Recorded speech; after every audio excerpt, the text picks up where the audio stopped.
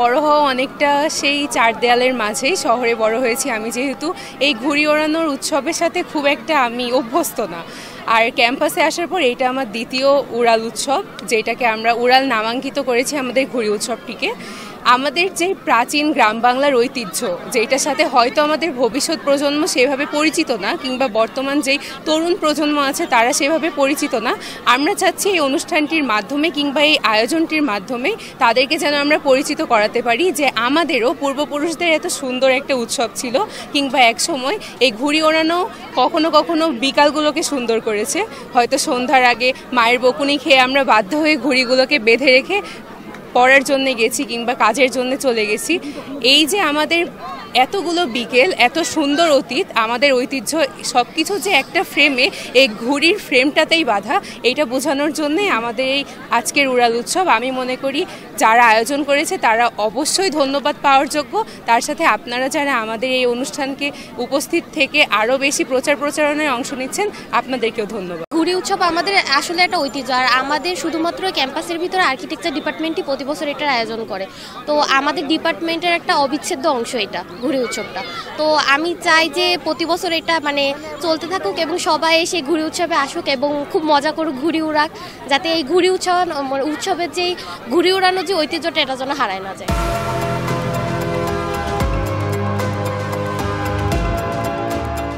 ঘুড়ি উড়ানোর যে উৎসব, এটি আবহমান বাংলার একটা ঐতিহ্য আমাদের। আপনি যথার্থই বলেছেন যে নগরায়ন এবং অন্যান্য মাধ্যমের প্রভাবে আমরা আসলে এটা ভুলতে বসেছি।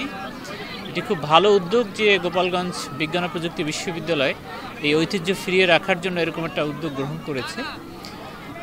আমাদের প্রত্যেকেরই উচিত, যেটা আপনি আমার কাছে জানতে চেয়েছেন যে কি করতে পারি, আসলে এত কিছু মধ্যে নিজের সংস্কৃতিকে ধরে রাখার জন্য সপরিবারে এই জাতীয় উৎসবের আয়োজন করা, এগুলোতে অংশগ্রহণ করা, বিভিন্ন পার্বণে বাঙালির যে বিভিন্ন অনুষ্ঠানগুলো থাকে সেই অনুষ্ঠানগুলো সপরিবারে উপস্থিত থেকে সেখানে অংশগ্রহণ করার মাধ্যমে আসলে আমরা সেই কালচার ফিরে নিতে পারি।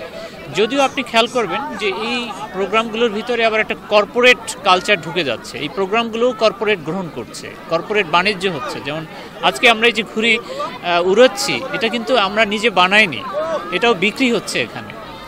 তো এবং সেটা অনেক দামে কিনতে হচ্ছে, কিন্তু ছোটোবেলা কিন্তু এই ঘুড়িটা আমরা নিজ হাতে বানাতাম, সেটার মাঝে কিন্তু একটা অন্যরকম আনন্দ রয়েছে।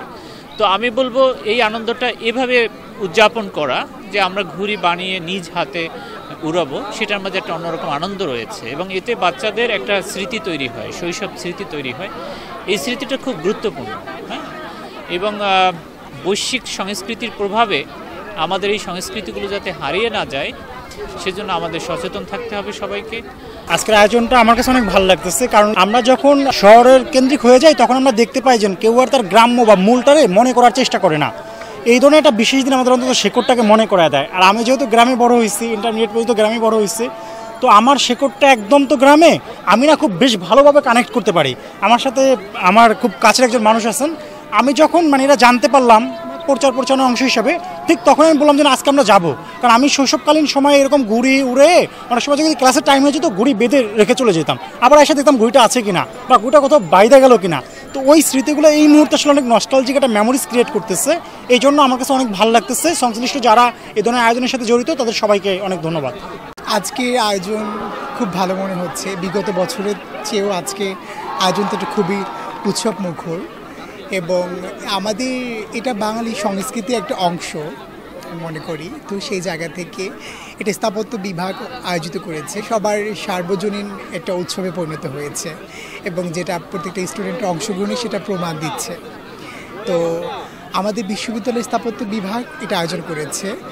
আমার মতে বা আমার প্রত্যাশা থাকবে প্রত্যেকটা বিভাগ যদি এরকমই নিজস্বতা যদি প্রকাশ করে, তাহলে আমাদের বাঙালি সংস্কৃতি আরও বেশি প্রসিদ্ধ হবে এবং আমরা বাঙালি হিসাবে আরও বেশি সমৃদ্ধমান হব, বাংলা সংস্কৃতিকে ভালোবাসবো, বাংলা সংস্কৃতিকে লালন করব এবং প্রকৃত বাঙালি হয়ে উঠব।